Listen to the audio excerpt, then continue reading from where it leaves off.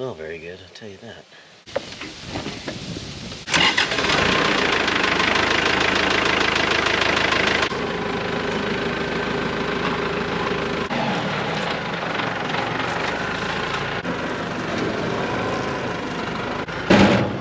It's not as easy as I thought it was going to be.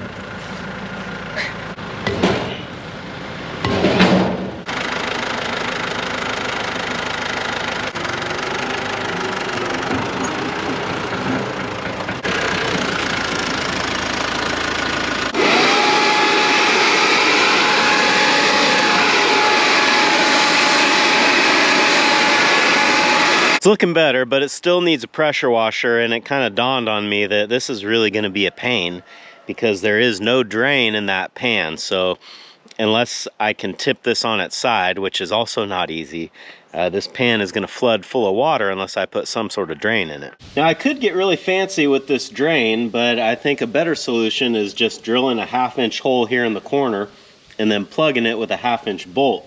This doesn't need to be watertight, it just needs to be pig food tight.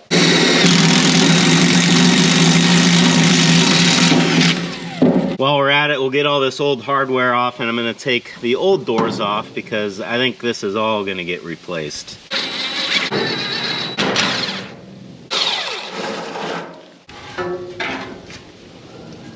I want to hit this thing with the pressure washer and then go set it out in the sun somewhere so that it can dry. And as I'm looking at this thing, I'm really not happy with the way the paint adhered to the metal and just the overall durability of that. Part of that's probably my fault for not prepping it properly, but let's face it, I mean, paint is gonna get rubbed off like this. So my new idea is to get this cleaned up, come in here with the wire wheel and rough everything up that did get rusty and damaged over the winter.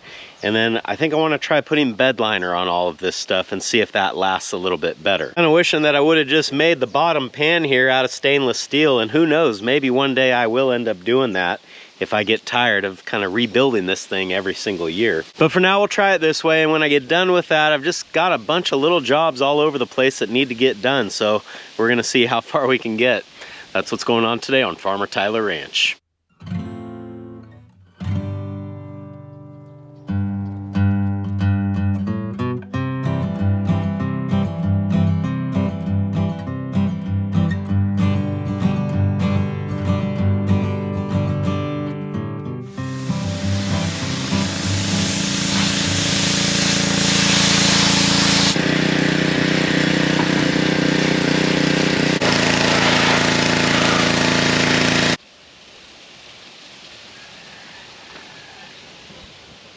With all the dirt and mud cleaned off of this thing, you can really tell where the problem areas are for the paint.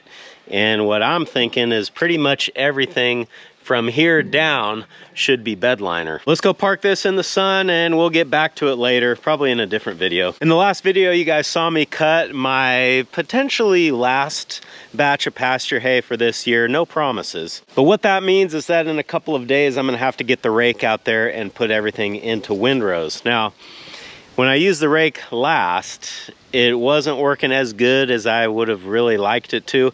And a lot of that had to do with the fact that the field was just super rough. And the one that I cut yesterday is not much different. But there is another little issue going on here, and that is that we're missing a ton of rake teeth. There should be 3 there. So I got this box here of like 30 rake teeth. I think this costs about $100. So about $3.30 per tooth, which is the best price that I could find on these anywhere. But I am kind of wondering if maybe this is the kind of thing that you do want to spend a little bit of money on. You know, if these just break after the first time I put them on, then I'm going to think that this was kind of a waste. But you know, if they work good, this will have been a really good buy. The first thing I need to figure out is if I even got the right rake teeth, and these look like they will fit. So we got that going for us anyway.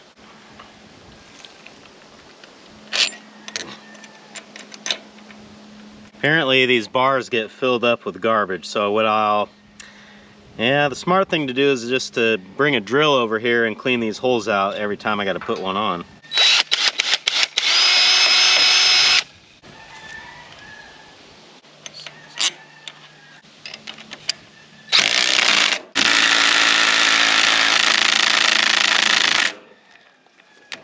We need the big impact for these.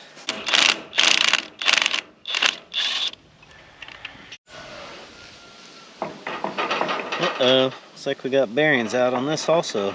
What I've noticed on this reel is that when one bearing goes out on one side, it has almost certainly also gone out on the other side. So I'll have to get a couple of those ordered and add it to the to-do list. I mean, this rake is still functional like that, but it is something that I need to get on top of.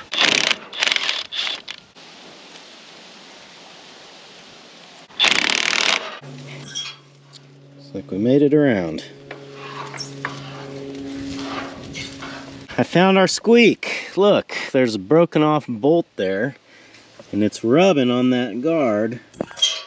That's what you're hearing.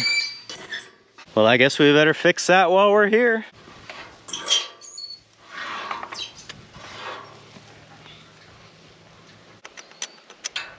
There we go. There's your problem.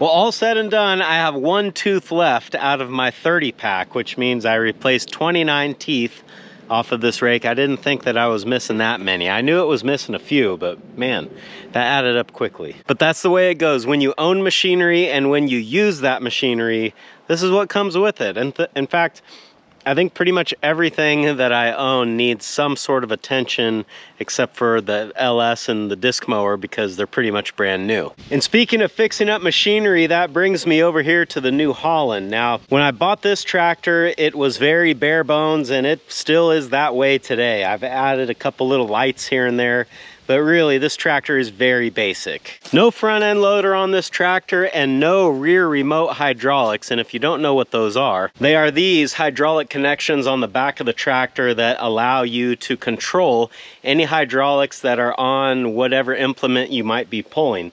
For instance, right now, I've got the hydraulics hooked up for the disc mower. That hose runs this ram that lifts and lowers it, which I can do from the comfort of the cab. The baler requires remote hydraulics, the disc mower, as we just saw, and I think the last two pieces of equipment that I own that require them are my disc and the bale unroller. Now, most of those pieces of equipment I would probably not pull with this tractor, but the one big exception is the bale unroller. Now, I got to thinking as fall approaches that there is probably gonna be times when I've got the LS tied up doing other things and it won't make sense for me to run that tractor back to the ranch just to roll a bale out for the cows. And in the interest of not constantly swapping implements, wouldn't it be nice if during that time of year I could just put the bale unroller on this tractor and leave it there knowing that I'm going to use it every single day. So because of all that, I've decided to go ahead and pull the trigger and buy the kit to put rear remotes on this tractor. Although it is not cheap, it's going to make this tractor so much more useful, not only for rolling out hay, but then I will have the option to run other pieces of equipment with it. And for stuff that I build in the future, I can now add to my designs hydraulic functions that previously I wouldn't have even considered because I didn't have a tractor that could run it. Well, hopefully there's some pigs in here somewhere. I think I might have woke them up.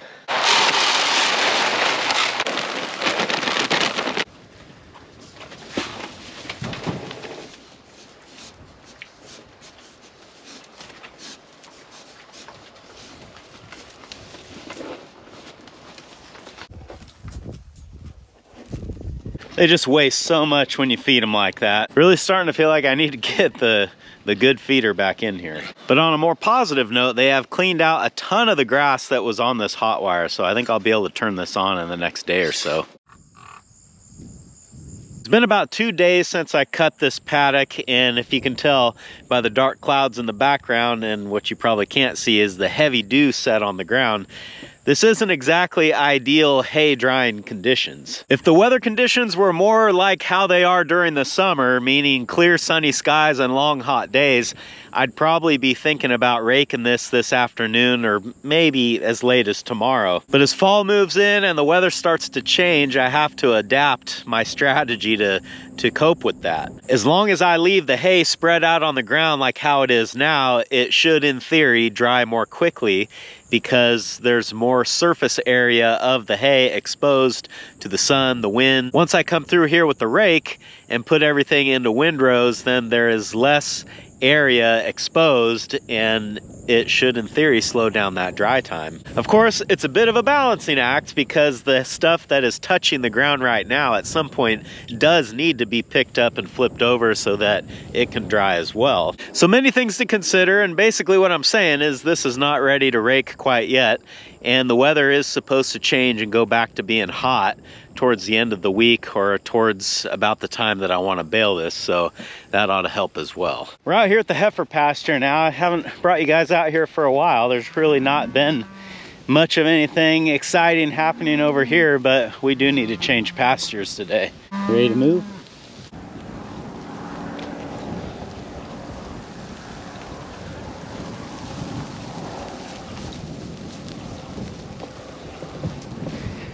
This little red heifer here, I really like her, but every time I come out here, she gets all high-headed and nervous. So I don't know if that's one that we'll end up keeping or not. She does look nice, but I'm not real thrilled with her attitude.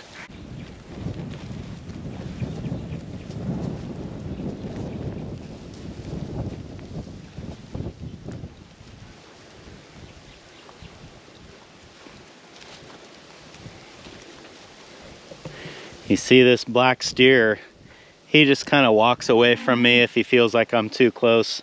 But when she feels like I'm too close, she runs away. That's a big difference. They're getting where I don't even have to call them anymore.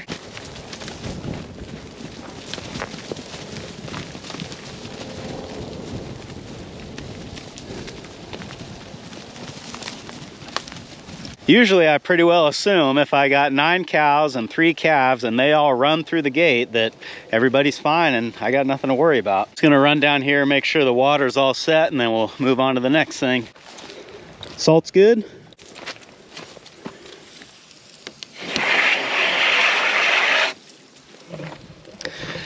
And water's good. It's a little bit later in the evening now. I really didn't get too many other things done today. I did get to town and got some supplies for the pig feeder and some other things, and then we ended up taking the kids to the pumpkin patch today.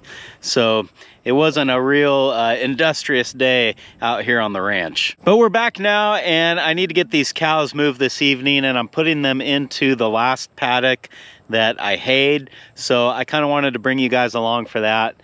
Just to see how nice that pasture looks now. Should be all ready to go. Callie, let's get in.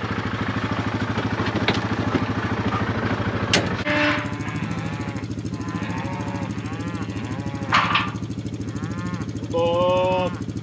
Girl, you show them where to go.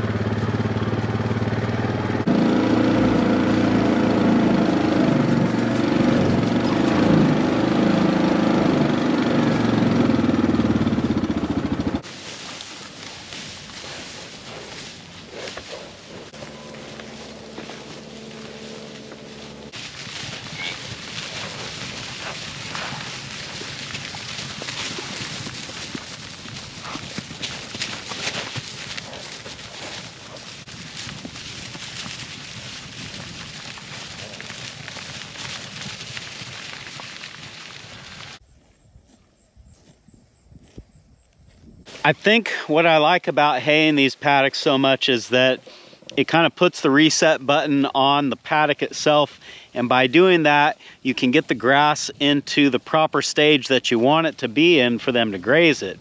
And we can do that across the whole paddock, which with just rotationally grazing, I was really struggling with that. I would end up with a lot of spots that were overgrazed and undergrazed, but by cutting and taking the hay crop off of it, you just sort of equalize everything and put it in the right spot. Because of that, I've noticed that the cattle graze the paddocks a lot more uniformly. They're not sitting out here picking and choosing what they want. This is pretty much everything that they want. And what I noticed on the first pasture that I took hay off of is that when I did finally graze the cattle on it again, by the time I took them off, there was still a lot of grass left, a lot more than there usually is in this rotation. And what that's going to mean is that grass can recover and grow back more quickly than it would otherwise and be ready for the next rotation. Hey, old boy, how are you? My crazy bull always likes to come up and get a little ear scratch from me when he sees me out here. Are you looking for a wither scratch, maybe? He likes that too. I've been talking a lot about having the grass at the right stage for the cattle to graze, but what you may also notice is that a lot of this Dallas grass is pushing out a seed head, which you would say that's over mature, really, to be ideal. But I think the reason that it's doing that is because the weather is starting to change, and as it gets cooler out here and the ground temperature drops a little bit, I think that it sends a signal to that grass. It's basically saying, hey, you better get a seed put down because you're going to go dormant pretty soon, and then you're not going to be able to do it at all. So basically, as the grass starts to sense that it's going to go into dormancy, it works double time to get that seed head put out so it can reseed itself for the next year. Nature always finds a way. Well, we kind of jumped all over the place in this video, didn't we? Well, sometimes that's just the way it goes. Thanks for hanging out with me today, guys, and I hope I'll see you again on Farmer Tyler Ranch.